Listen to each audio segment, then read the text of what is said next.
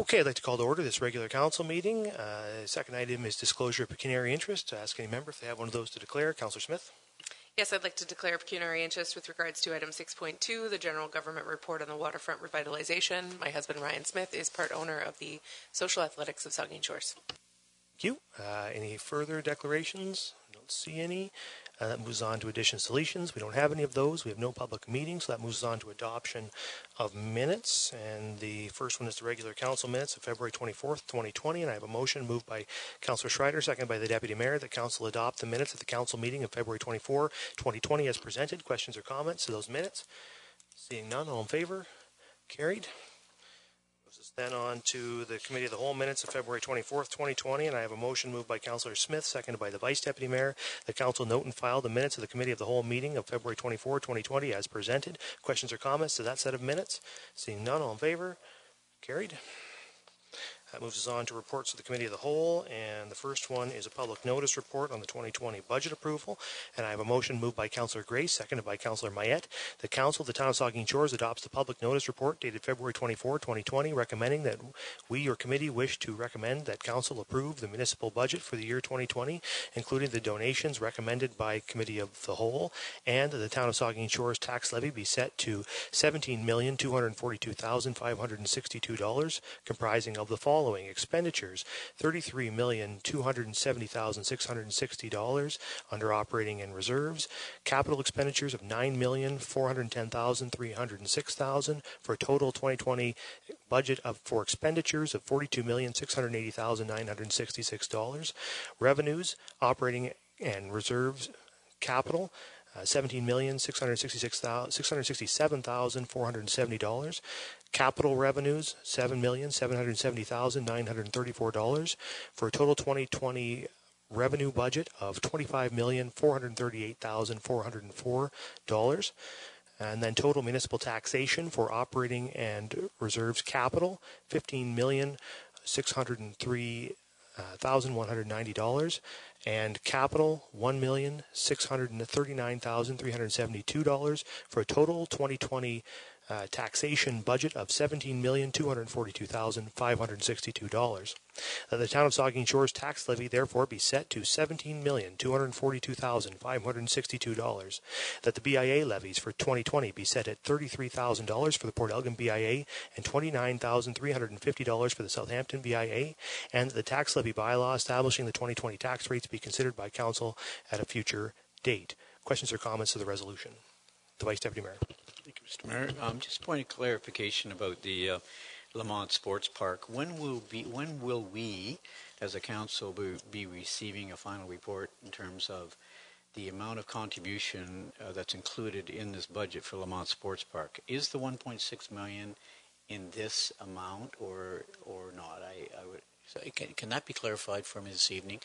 So I just, and maybe the Deputy Mayor has some comments too on where we're at with Lamont Sports Park, but what decisions, I need to be reminded back in December, January, what decisions have we made about Lamont Sports Park to date? So, does the Director of Corporate Services have comments? I can make a comment initially. My recollection is that the last year, $1.6 million was in borrowing, was approved by Council for the project, and that's the only decision that has been made. No further decision has been made. Council's yet to receive a report from our committee and our consultant on the final design, and so we're awaiting that. And I would just, so in terms of the budget, it isn't in here, or nothing new is in here. The $1.6 million remains available through borrowing, but Council remains free at any time once we have a report and are in a position to make some decisions to determine what we want to spend. So, Mr. Mayor, this is going to be one of those projects where, even though the budget's been passed, we will have to open up that budget midterm, whether it's April, May, June, or July, to discuss Lamont Sports Park. Because if the project is to get underway this fall potentially, and hopefully it will, then $1.6 million is probably not going to do it. So we will have a discussion sometime, probably April, May, at some point. Sorry, I didn't mean to interrupt you. No. I think, saw the nod from the director, so I'll take that to mean the budget would have to be opened again if we were to want to spend more than the $1.6 million. What I would say for today is that we don't know what we're going to need. We get the report. Once we have the report, we're going to know what we're going to need, and then we can discuss whether we want to spend more than $1.6 million, and if so, how much, and et cetera, et So cetera. the report's coming, and we'll have another kick at the cat in terms of what kinds of additional dollars are going to be required to move that project forward. There's a lot of people, I mean, we as a council included, I'm sure, that want to see that project move forward this fall and get in the ground, and so hopefully sooner or later we'll see that final report and make a final decision what we're allocating. As far as I am aware, the committee, the consultant, and the administration are moving as quickly as they can to deliver that report to us, and it's expected shortly. Okay, thanks. Is there any further discussion to the resolution? Seeing none, all in favor? It's carried.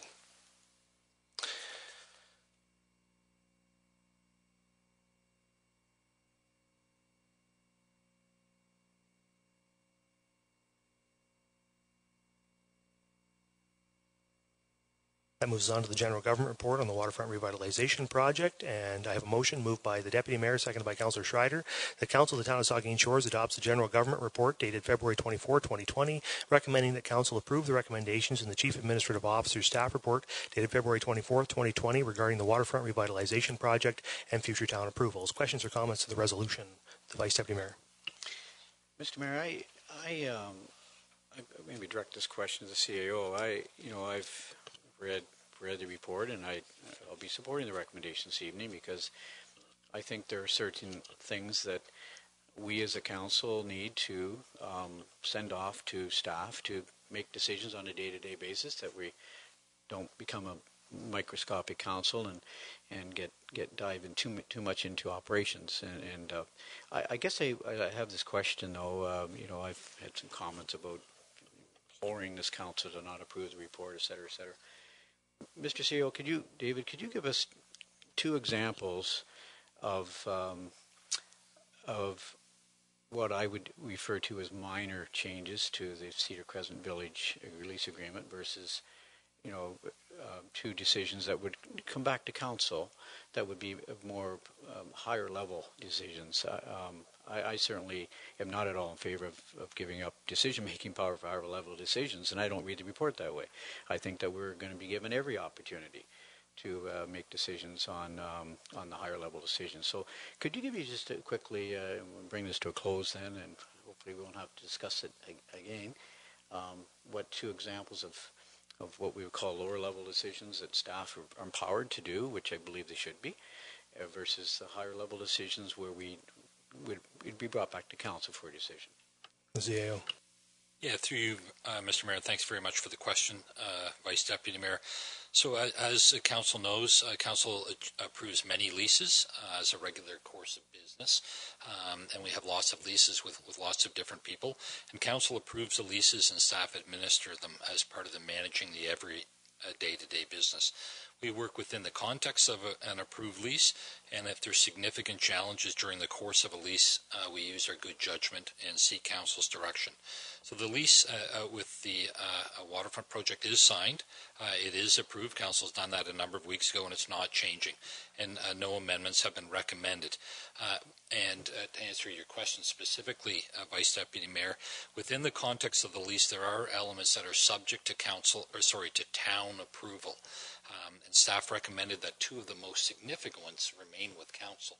And those two are the project planning and design arrangement, project plan, and the development schedule. So that's a big one. That's what's being built, when it's being built, that type of thing. And the second one is I would describe that as a site plan. I've gone on length previously on why it's not exactly a site plan, but it's very, very similar to a site plan. And we think that council should approve that. And you do approve site plans as a normal course of business. Both of those are significant. We believe that those approvals should remain with council. And that's why, quite frankly, I recommended it. Contrary to how some members of the public are attempting to portray this, staff are recommending more involvement from council than you might normally have. That's why the report was supported by council at last time. So those are two major ones that would come back, and I'll give you a specific example. So let's say as part of the project planning and design arrangement, there's a landscape design, and there will be, and let's say it calls for 200 trees to be planted. I'm just picking a random number. During the process, if the proponent needs to move some of those trees around, they need to move it for drainage or because it conflicts with something else, that's something administratively that staff would approve and work with them like we do with all of our other site plans. If the proponent came along and said, hey, I don't want to do any trees, then we would certainly, well, in fact, we'd say no, but we would bring that back to council. So that's an example of something that's minor, moving a tree a little bit to facilitate the ongoing construction, or eliminating that is something. So another example, I used this at our last meeting, is if as part of the in lieu services is to operate a tourism service, so a question and answer, almost like a visitor center. If they need to adjust the hours a little bit, so they want to open from 9 to 9 and now they want to change it from 8 to 8, that's something administratively that we would use our judgment and say yes. Or, I also need to remind council that a lot of times we say no before we come to council. If he said, or if they said we want to run it from 12 till 2, we'd say no. We wouldn't advance that. But if it was a reasonable thing, we'd say sure. Now, if they said, hey, we don't want to run that tourism service anymore, we'd bring that back to council. So those are examples. And as I mentioned before, we were successful. Again, my job and staff's job is to protect the corporation. We were successful in the lease. It does include a 10-day project pause period, that if there is a major decision that staff believe need council's decision, you're not going to have 24 hours, you're not going to have 48 hours, we've got 10 days in there, which is a significant interruption to a construction schedule, and we built that in so council has time to make the decisions that. Well, thank you, David, for the explanation, and it certainly has answered my question. Thank you. Are there any further comments to the resolution? I would just add that it's simple, and I think it should be reiterated because, as you said, we have heard a fair bit of rhetoric out there about this, which I think is not accurate. Council approves agreements, the administration administers them. It's not unusual. In fact, it's absolutely routine. In this case, in fact, a couple of what would be routine functions in administering this lease have been elevated back to council. And council will make those decisions because we recognize the significance of a couple of those decisions and recognize that those ought to be made by council. But council is a body not well structured to make multiple decisions over a long period of time. We're structured to make singular decisions every now and again. But when things have to move quickly and decisions have to get made day to day, hour to hour, this body can't do that. That's what the administration's for. We trust the administration. We trust our staff. As I said last time, great confidence in the CAO, as well as our Department of Community Services, who will be administering this lease on our behalf. The public should have that confidence.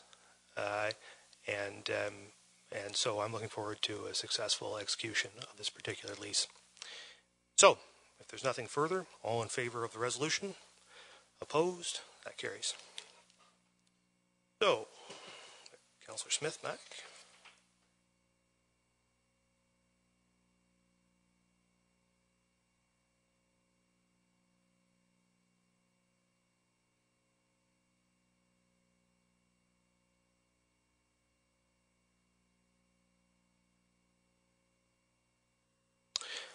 So, it moves on to item 7, reports of municipal officers, and the first one's a staff report on the 2020 annual road maintenance contracts. Does the director have any comments before I read the resolution? The director?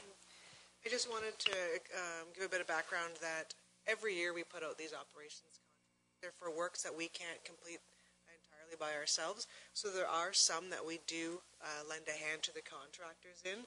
These would include maintenance gravel, the catch basin cleaning, street sweeping, and line painting. So we do have some people in-house that will do the line painting, predominantly in the parking lots We have the street sweeper that takes the fine material off, which allows our contractor to stick to the heavier grit.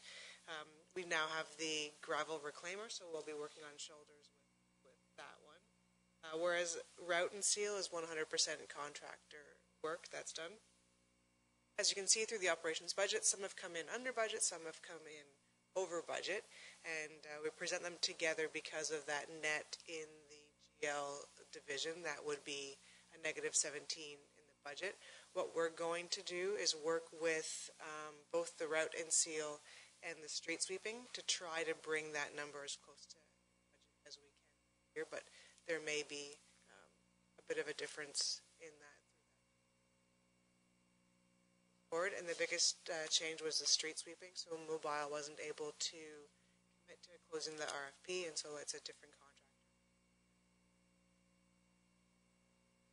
Okay, we'll read the resolution. We can take questions after that. It's been moved by Councillor Carr, second by Councillor Rich, that Council award the contracts noted in the Director of Infrastructure and Development's 2020 Annual Road Maintenance Contracts Report dated March 9th, 2020. The Vice Deputy Mayor. Mr. Mayor, through you to Amanda. Amanda, I just wanted the maintenance gravel. It wasn't that many years ago.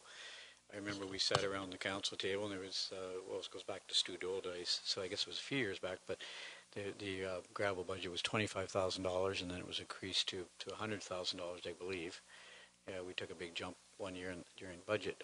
My question is, the 4 to 5 year rotation, is 100, I know we should be having this discussion back in budget in November, December, but does the $100,000, is 4 to 5 years rotation a good rotation? I'm speaking specifically about River Road, for example. I would expect that $100,000 budget includes the re-graveling, resurfacing of River Road. I'm talking about gravel, not asphalt. But is that, when it was resurfaced 2 or 3 years ago with new gravel, part of that $100,000? Is the 4 to 5 year rotation still is it a good number?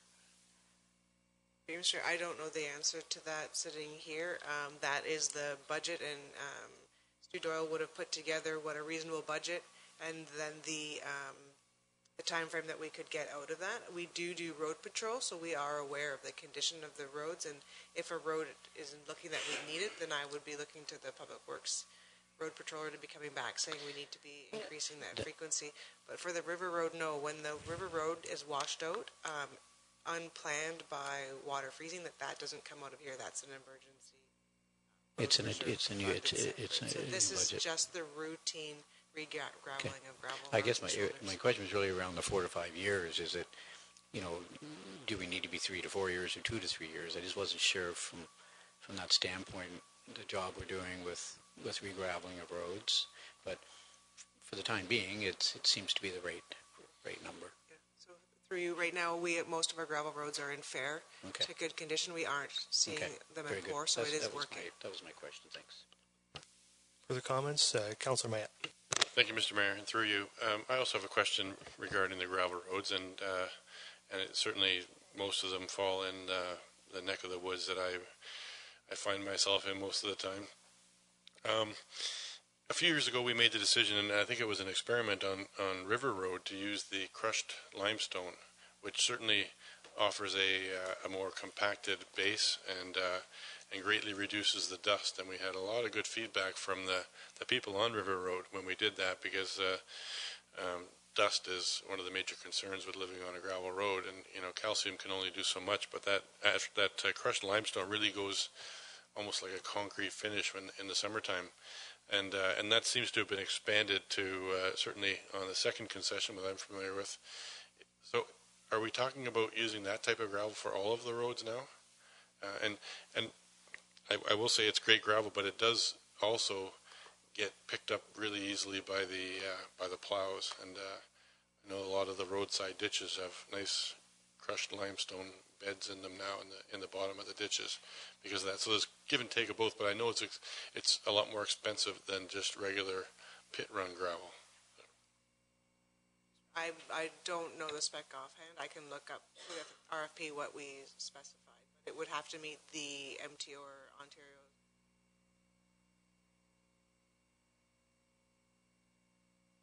Deputy Mayor. Mr. Mayor, and this kind of goes on to one solution that might be for the Vice Deputy Mayor's question about costing. Earlier in the budget process, I asked about looking at getting our paved shoulders. So have we, I know you probably haven't had time to get to that yet, but this would be probably the time to look at what it will cost to start to pave the shoulders of our roads. If we're on a 4 to 5 year cycle, we're spending $100,000 this year, $100,000 next year. How much can we do, would we be able to do with the paved shoulders, which would save the life of our roads, could reduce the cost in the long run of what we have to do for road maintenance, and then it builds into our bike-friendly project. So I'm looking at kind of some solutions or some options to find out what we can do in the long run to help get these paved shoulders on the road to make them more accessible for our cycling friends. Does the director have comments? I'm not sure. Can you repeat the question? My question was, what if we're spending $100,000 on maintenance for the shoulders? You mentioned at one point to try and find out what the costing would be to add on. I know it's ideal to do it in one process where you can put it straight across, but most of the roads are done. What was it? What is the cost to pave the shoulders that joins onto the already paved roads, so that we can save that money of having to put re-graveling them every 4 to 5 years or 2 to 3 years? That way we have the paved shoulders on, which extends the life of the roads, which then makes it more accessible for cyclists and people using the roads. Mr. Mayor, that is a report that hasn't been started, but is on the list of things to come back to council on the paved shoulders. Just to note, the $100,000 is also for the gravel roads, so there are 2 gravel roads being re-graveled within that budget. It's also important to note that generally the lifetime cost of maintaining asphalt is higher than the lifetime cost of maintaining gravel, right? Costs more to have an asphalt road than it does to have a gravel road over time. So, is there anything further? If not, you've heard the recommendation, the resolution. So, all in favor? It's carried. So that moves us on to item 2, staff report on the Elgin Street Sidewalk and Capital Sidewalk Tender Award. The director. Both of these projects came in under budget, so we would like your approval to move forward and award the sidewalk project. I have a resolution moved by Councillor Gray, seconded by Councillor Smith, that Council authorize the Doug Welsh Construction be awarded the contract for the Elgin Street Sidewalk and Capital Sidewalk Replacement Project in the amount of $109,185.04 plus applicable HST, and that the Mayor and Clerk be authorized to sign necessary tender documents. Questions or comments to the resolution? Seeing none, all in favor?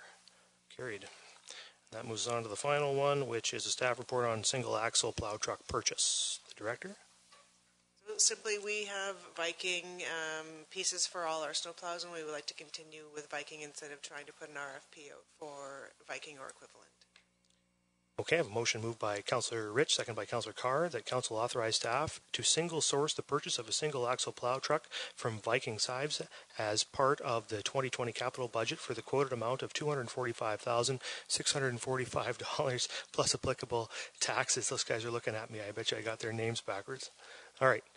So, questions or comments? Councillor Grace. Thank you, Mr. Mayor. Amanda, I don't have a question about this, but I just wanted to take the opportunity while we're talking about plows that your staff did a really terrific job in the wake of the blizzard and during the blizzard last week, and I just wanted to commend them for that. Thanks. Vice Mayor? Just for clarification, Mr. Mayor, through you to Amanda. Amanda, so are there, like, for the single axle plow truck, single source? I'm always a little bit leery when we go single source from some, you can get competitive pricing from other providers. Are there other single axle plow truck providers in the province of Ontario? Sure, there are, yes. So the reason why you're asking for council to approve this is that we've been dealing with this company for a good number of years from a parts perspective and maintenance perspective. Is it because we've dealt with them for a lot of years? Is that the reason why we're single sourcing? So, yes, through you, we know how to maintain them. We're well versed that the service from them, from what we get, is good, and they work well. So we like the quality of the product, the service we get from the company, and our mechanics know the Viking stuff well, so it makes it easier for them to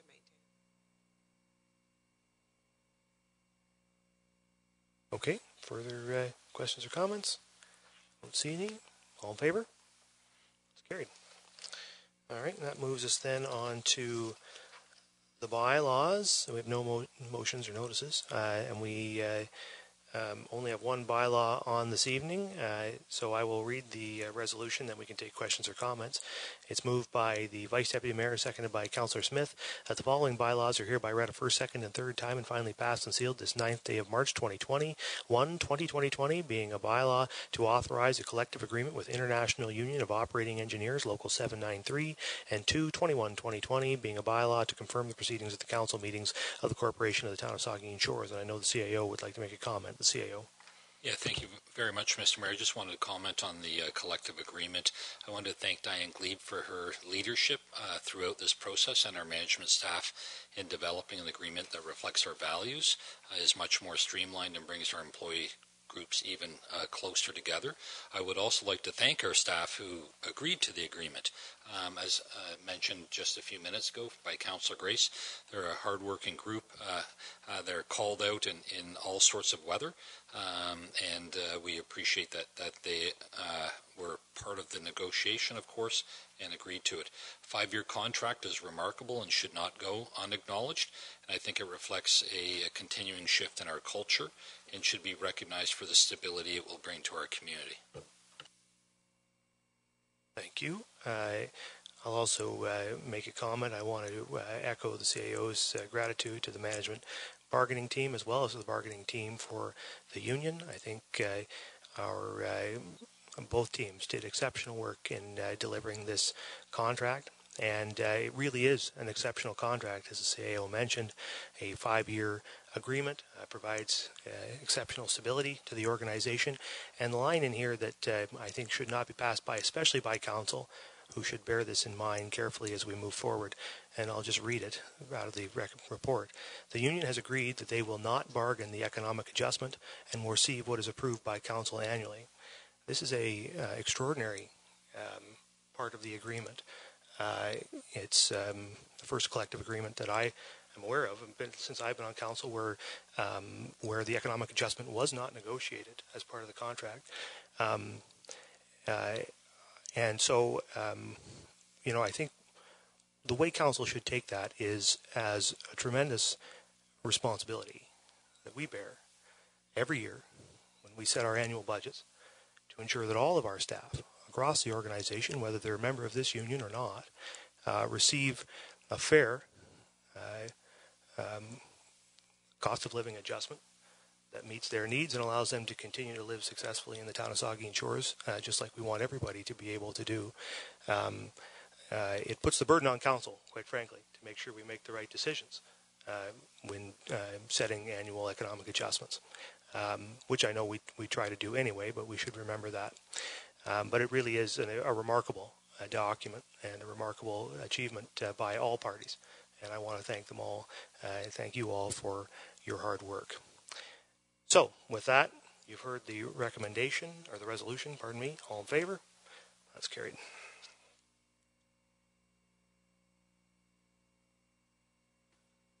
And finally, that moves us on to adjournment, and I have a motion moved by Councillor Smith, seconded by the Vice Deputy Mayor, that this regular council meeting of March 9th, 2020 hereby adjourns at 8:28 p.m. All in favor?